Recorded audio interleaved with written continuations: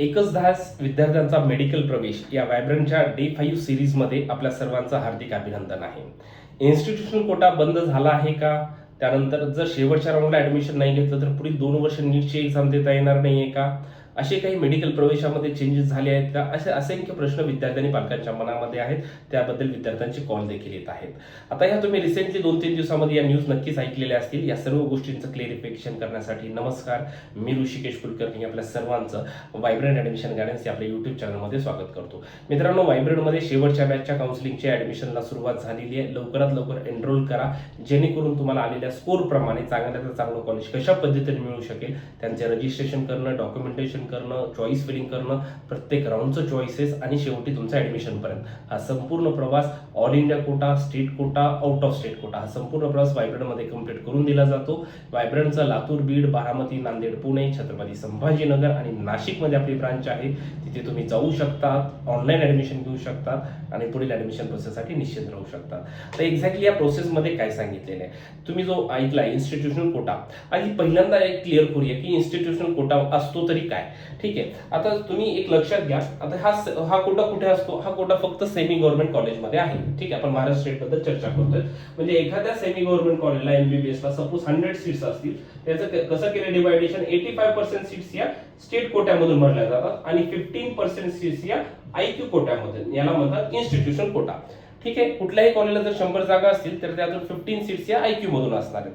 मग आता ह्या आयक्यू म्हणजे काय? इन्स्टिट्यूशनल कोटा. ठीक आहे, ह्या 15 जागा आहेत. ह्या 15 जागेची ऍडमिशन प्रोसेस कशी होत होती? ही बाय मेरिटच होत होती. आपल्याला ऑनलाईन ऑप्शन टाकायचे आणि कॉलेज मिळालं तर याची फीस किती असायची? तर ट्युशन फीस जी आहे त्याच्या 3 टाइम्स, म्हणजे ट्युशन फीच्या 3 टाइम्स तुम्हाला फी पे करावी लागायची आयक्यू कोट्यामध्ये. ठीक आहे, मग आता हा आयक्यू कोट्याबद्दल एक्झॅक्टली काय सांगितले लक्षात घ्या. एक क्लिअरिफिकेशन काय आहे की यात एक स्पॉट राऊंड होत होता. स्पॉट राऊंड म्हणजे काय आहे की सपोज राऊंड 1 झाला आपला, राऊंड 2, थर्ड राऊंडला मॉपअप राऊंड म्हटलं जायचं आणि या थर्ड राऊंड नंतर जर जागा शिल्लक राहिल्या तर त्याला स्ट्रे वॅकन्सी राऊंड 1 होत होता, पुन्हा स्ट्रे वॅकन्सी राऊंड 2 होत होता आणि सर्वात शेवटी सेमी गव्हर्नमेंटच्या जर या स्ट्रे वॅकन्सी राऊंड 2 नंतर जागा शिल्लक राहिल्या तर डायरेक्ट स्पॉट राऊंड कंडक्ट केला जायचा आणि गव्हर्नमेंटची जागा शिल्लक राहिली तर एखादा स्ट्रे वॅकन्सी राऊंड नंतर वाढत होता, त्याला म्हणायचं स्ट्रे वॅकन्सी राऊंड 3.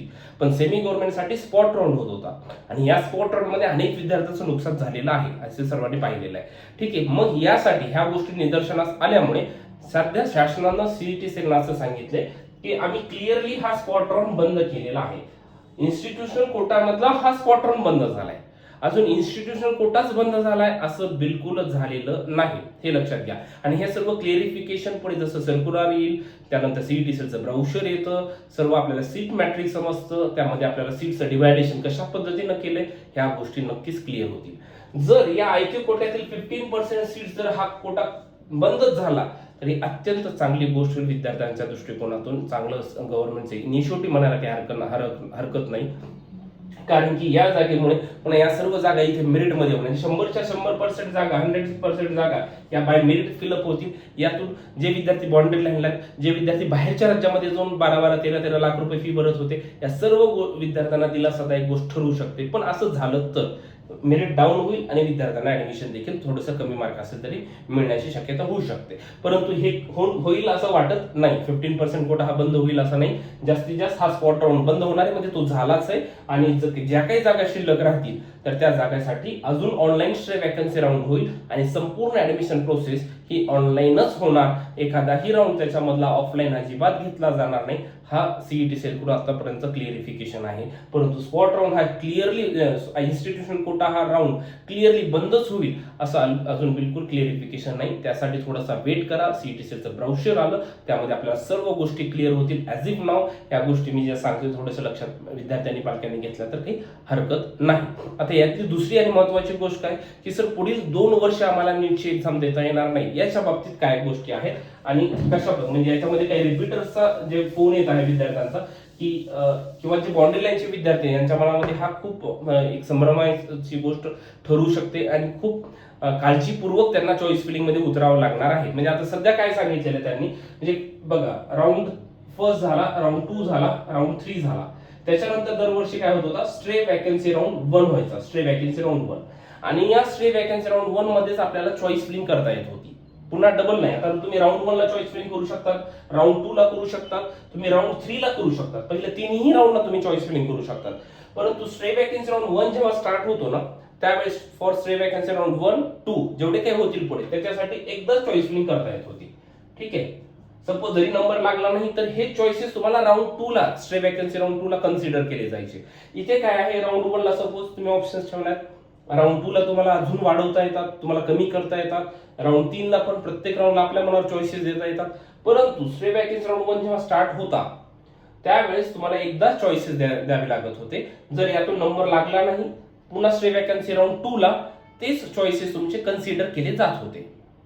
आणि आताचा नियम काय आहे की सगळ्यात शेवटी जो स्ट्रे वॅकन्सी राऊंड पुन्हा नंतर होणार आहे, वॅकन्सी राऊंड 1 पासून नियम लागू करतील काय अगदी शेवटच्या राऊंडला नियम लागू करतील त्याच्याबद्दल अजून क्लिअर नाही. पण काय सांगितलेलं आहे, या वॅकन्सी राऊंडला जर विद्यार्थ्याला MBBS असेल, जे काही सीट मिळाले, डेंटल असेल, BMS असेल, आणि त्या विद्यार्थ्याने ती जर सीट जॉईन नाही केली तर तो विद्यार्थी पुढील 2 वर्षासाठी ऍडमिशन प्रोसेसमध्ये सहभाग नोंद घेऊ शकत नाही. म्हणजेच तो पुढचे 2 वर्ष नीटची एक्झाम देऊ शकणार नाही.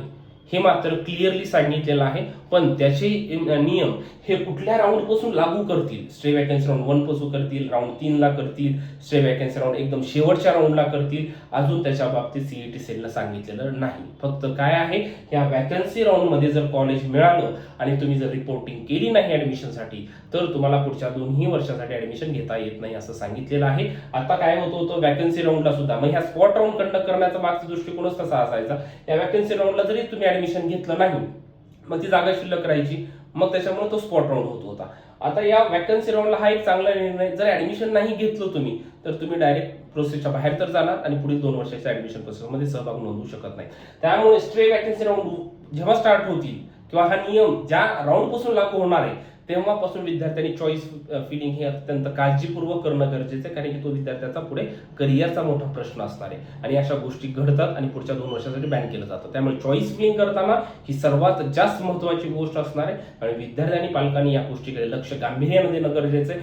पुढचे नियम कशा पद्धतीने येतील, पुढे काय गोष्टी घडू शकतात हे तर मी तुम्हाला क्लिअरली सांगणारच आहे. पण नियम सध्या अशा पद्धतीने आलेले आहेत आणि हे सगळ्या गोष्टी बरोबरच्या अजून क्लिअरिफिकेशन नाहीये. हा नियम जर 2 वर्ष तुम्हाला नीटची एक्झाम देता येणार नाही, हा नियम कुठल्या राऊंड पासून लावणार आहे ते सुद्धा सांगितलेलं नाही. IQ कोटा बंदच होणार आहे का ते सुद्धा नाहीये. पण IQ कोटा बंद स्पॉट राऊंड बंद होणार आहे का तो आहे. हा नियम लागू होणार आहे का होणार आहे. आता याचे नियम कशा पद्धतीने एक्झॅक्टली इन डेप्थ रूल्स कशा पद्धतीने CET सेल आपल्याला करेल हे आपल्याला पुढच्या येणाऱ्या काही काळात कळणार आहे. असेच महत्त्वाचे व्हिडिओज मी तुमच्या समोर घेऊन येणार आहे आणि व्हायब्रंटच्या या YouTube चॅनलला सबस्क्राईब करायला विसरायचं नाही. आपल्या या सिरीजला सबस्क्राईब करायला विसरायचं नाही, जेणेकरून विद्यार्थ्याला याचा बेनिफिट होईल. आपले लिमिटेड ऍडमिशन असतात त्यापुढे आम्ही ऍडमिशन घेऊ शकत नाही, परंतु अशा व्हिडिओच्या माध्यमातून अनेक विद्यार्थ्यांचा फायदा नक्कीच होणार आहे मित्रांनो. त्यामुळे असेच महत्त्वाचे व्हिडिओज पाहण्यासाठी आपल्या या YouTube चॅनलला सबस्क्राईब करायला विसरायचं नाही. Thank you so much.